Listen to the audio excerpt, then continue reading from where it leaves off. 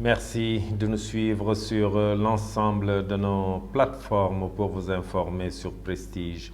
Au sommaire de cette édition, démission des maires pour les postes de cumul. Le maire de la commune de Thiès-Nord a démissionné. Des conseillers municipaux se sont prononcés sur cette décision qui n'a pas surpris les Sénégalais. Le président du mouvement And Xeexal Askan Wi réitère son engagement citoyen au profit de la société. Babacar Diouf a procédé à la réfection des nids de poules qui affectent la circulation au niveau de la route qui passe devant le commissariat central de Thiès. Et puis, préparatif de la 135e édition du pèlerinage marial de Popenguine. Un comité régional de développement s'est tenu en fin de week-end à la gouvernance de Thiès. La page de l'actualité nationale avant celle de l'actualité internationale et la page des sports viendra boucler ce journal dans un court instant. Le développement.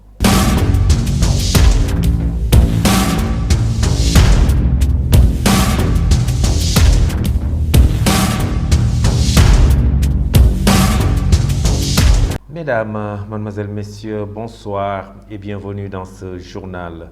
L'annonce de la démission du maire de la commune de Thiès-Nord a été actée hier dimanche. L'information a été relayée par le porte-parole de la présidence sur les réseaux sociaux. À Thiès, des conseillers municipaux se sont prononcés sur cette décision qui n'a pas surpris les Sénégalais. Selon El Hadj Khar Sène, Birame Souleye Diop n'a fait que matérialiser une promesse de campagne. Suivant ces propos, sont recueillis par Isaac Dapar, Ousmane Diallo. Bon, il n'y a pas beaucoup d'affluence ici à la mairie. Bon, le maire Birame Souleye Diop a officieusement démissionné, mais il ne l'a pas encore officialisé. De toute façon, samedi passé, on était en réunion avec lui. Il a expliqué à tout le monde que bon, dorénavant qu'il est démissionné. En plus, il y aura aussi un autre maire à la commune. Mais comme on n'a pas encore dans cette affaire, nous restons toujours focus sur notre travail. Le problème qui se pose ici à la mairie de commune de Thiès-Nord, il n'y a pas beaucoup de choses à dire. Parce que l'administration fait son travail, y compris le secrétaire municipal, les adjoints au maire et les conseillers municipaux. Chacun fait son travail comme à l'avant. Mais de toute façon, comme le maire avait dit devant tout le monde, une fois qu'il est ministre, ou bien le ministre Ousmane Sonko lui-même, qui avait dit qu'il n'y aura plus de cumul de fonctions au niveau de son gouvernement, le maire est ministre. Bon, officiellement, il va démissionner. En tout cas, de toute façon, on est là. Il est démissionné officieusement, mais il ne l'a pas encore officialisé. Non, je ne pense pas. Le maire va démissionner dans son poste de maire, mais il reste toujours être conseiller. Il reste toujours être conseiller et il continue toujours à assister des conseils municipaux comme à l'avant. Mais quand il s'agit de prendre des décisions pour la mairie de Thiès-Nord, il y aura aussi un autre maire. Le maire reste maire parce que les conseillers sont des maires. Mais le problème qui se pose, il démissionne de son poste de maire, mais il reste toujours être conseiller et il va accompagner le nouveau maire qui vient d'installer peut-être dans les jours ou dans les semaines à venir. Après, le travail continue. C'est chose promis, chose faite.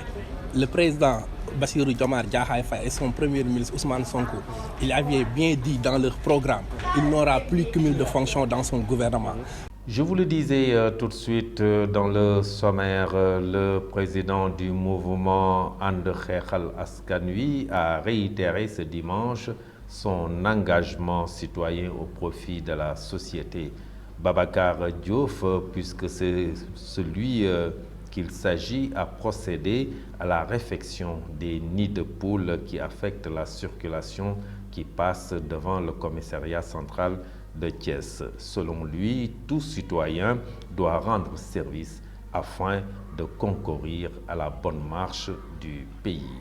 Babacar Diouf, que je vous propose de suivre, il est au micro de Cheikh Fall. Comme d'habitude, comme à l'accoutumée, depuis 10 ans, à chaque fois qu'il y a des nids de poules sur la route, sur l'avenue Coumba Ndoffène Diouf, avec mon mouvement, le mouvement And Xeexal Askan Wi, et quelques patriotes et des amis d'enfance. Nous nous regroupons et refaire les trous, les nids de poules qui sont sur la route et qui, à chaque fois, et la plupart du temps, amènent des accidents et des fois même mortels. Donc c'est cela qui me pousse depuis 10 ans à refaire ces nids de poules. J'ai eu des concurrents même qui ont fui, mais ce qui m'intéressait vraiment, c'est d'aider, diminuer le maximum d'accidents. Je le fais pour les Jakartaman, surtout eux. Et j'ai des difficultés des fois pour faire le travail parce que je ne suis pas en sécurité. Mais bon, comme on le dit en Wolof, voilà, donc c'est ce qui me pousse à le faire. Je remercie tout le monde, surtout vous, Prestige, qui à chaque fois, vous n'attendez pas que je vous appelle. À chaque fois, vous mettez la main sur ces actes citoyens que je fais depuis 10 ans. Je ne cesserai de vous remercier. Je vous remercie. Je remercie tous les Thiessois qui m'ont soutenu. Après être confrontés par un manque d'eau criard depuis des années, les habitants de la cité Balabé dans la commune de Thiès-Est peuvent pousser un ouf de soulagement car le forage de la cité a été réparé par la Société nationale des chemins de fer du Sénégal. Ainsi, les habitants apprécient à la juste valeur cette responsabilité sociétale. Mohamed Badji a porté leur parole. Le voici au micro de Moustapha Ndiaye Doudou Dieye. Aujourd'hui, on se réjouit en tant qu'habitants de la cité de bénéficier pour la énième fois de la responsabilité sociétale d'entreprise voilà, des chemins de fer du Sénégal.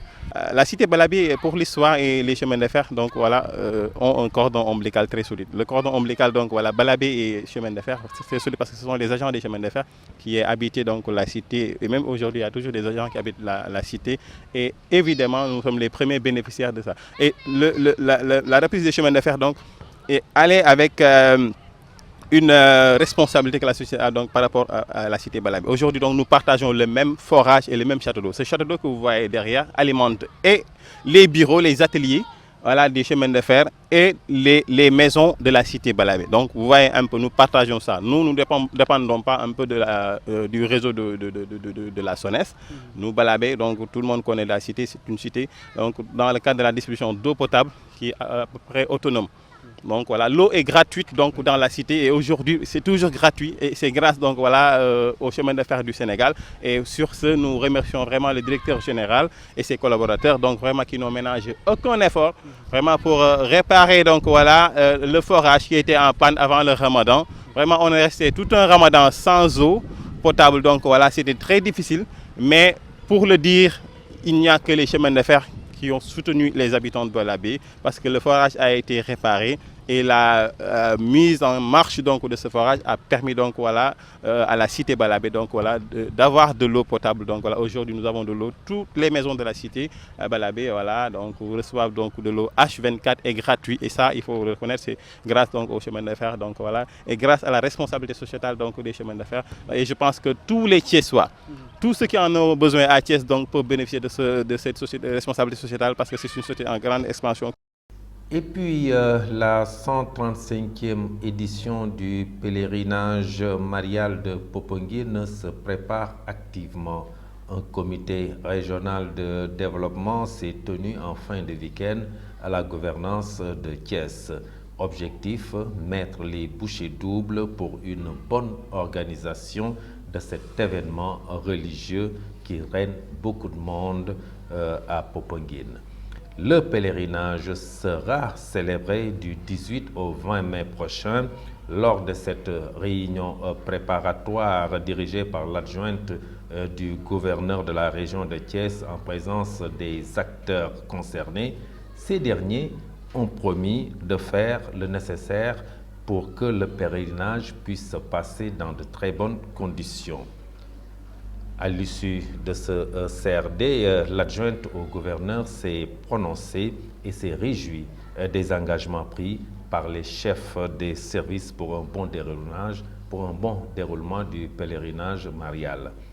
Tening Faye Ba est toujours au micro de Mambiram Sissegaï Ousmane Diallo. Ce matin-là, on a eu à apprécier le degré d'engagement et aussi évaluer, nous, de notre côté, les diligences à faire au niveau régional, mais aussi les points d'attention à porter à l'attention de l'autorité.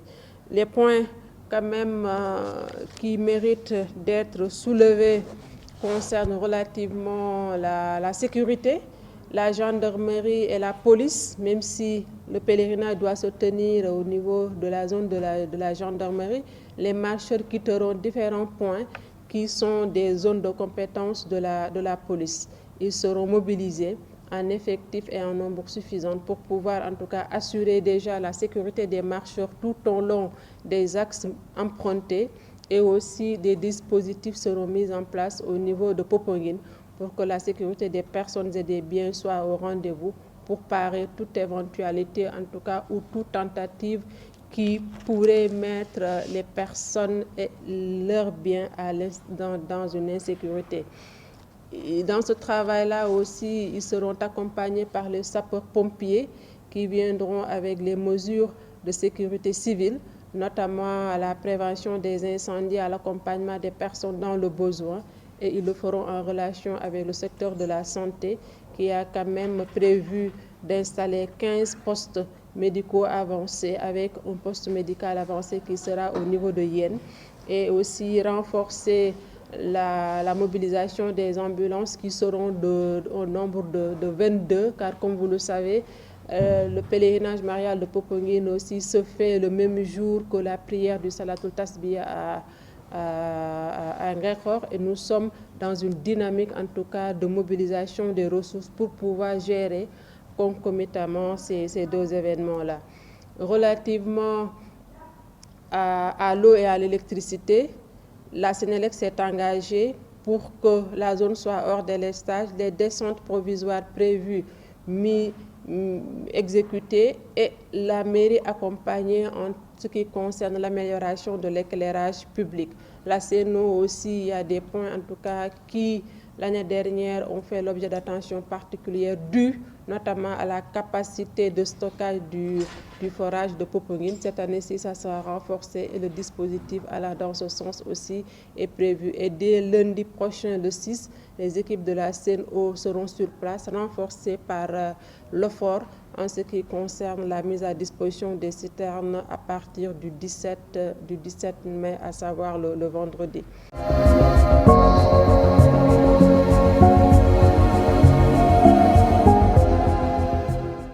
Et dans la page de l'actualité nationale, collectivité territoriale, l'intersyndicale décrète 5 jours de grève. La page de l'actualité nationale porte la signature de Mambiram Sissegaï.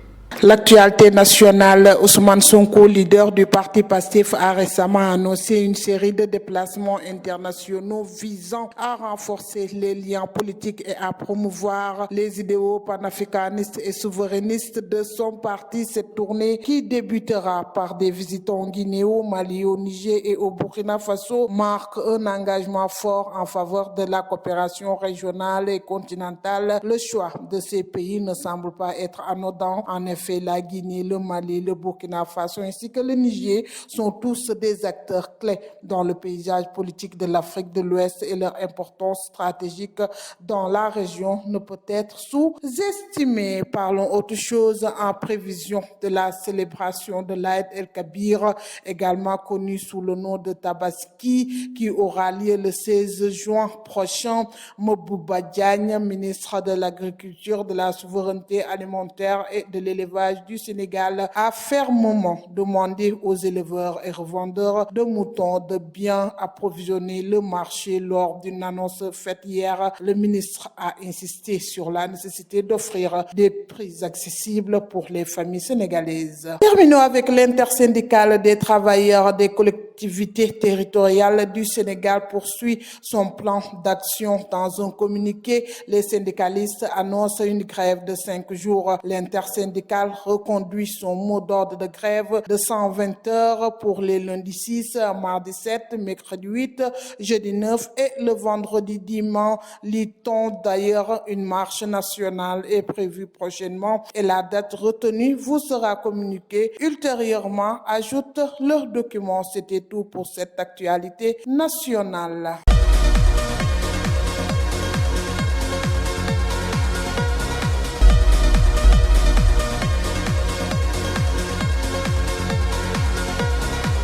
Et dans la page de l'actualité internationale, les Tchadiens votent pour élire leur président après 3 ans de pouvoir militaire.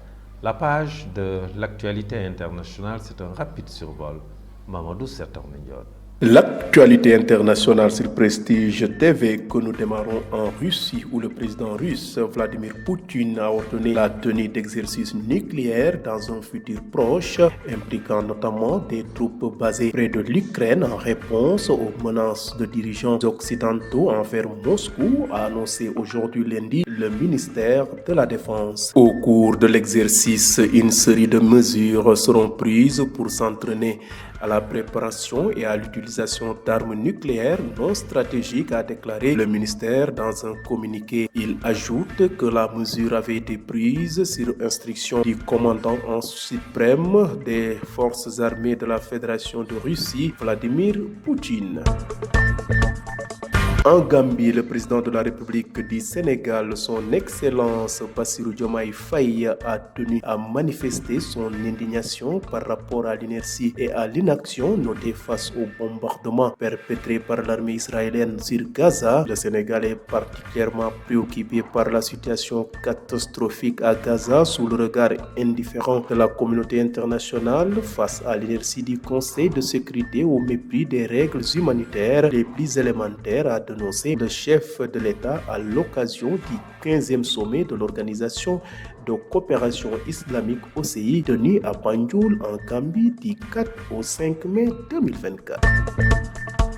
Bouclons ce rapide survol de l'actualité internationale au pays de Toumaï où les Tchadiens ont commencé à voter ce lundi 6 avril pour la première fois depuis la prise de pouvoir des militaires en 2021. Les bureaux de vote disséminés dans ce vaste pays d'Afrique centrale ont ouvert à 6 heures locales, 5 heures GMT et ont fermé à 17 heures heure locale, soit 16 heures GMT. Aux yeux des analystes, Mohamed Idriss Déby Itno, qui s'est installé au pouvoir en tant que président de transition du Tchad en avril 2021 lorsque son père, le président Idriss Déby, a été assassiné par des rebelles et le favori scrutin.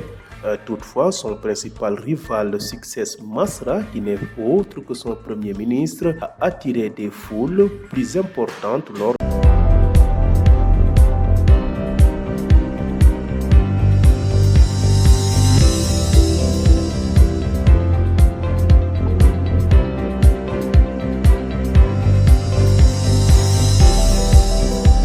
Actualité sportive, Ligue professionnelle 1, 22e journée. L'AS Jaraaf remporte le choc au sommet contre Teungueth FC et garde espoir pour le titre.